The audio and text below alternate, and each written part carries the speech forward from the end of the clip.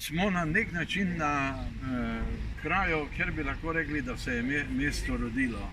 Pred nami je več kot 800 let stara stolnica, za nami je rektorat, levo škofija, pošta, ki je bil nekoč špital, in tu je bilo pokopališče. Od tod se je potem mesto širilo najprej čim več k Dravi.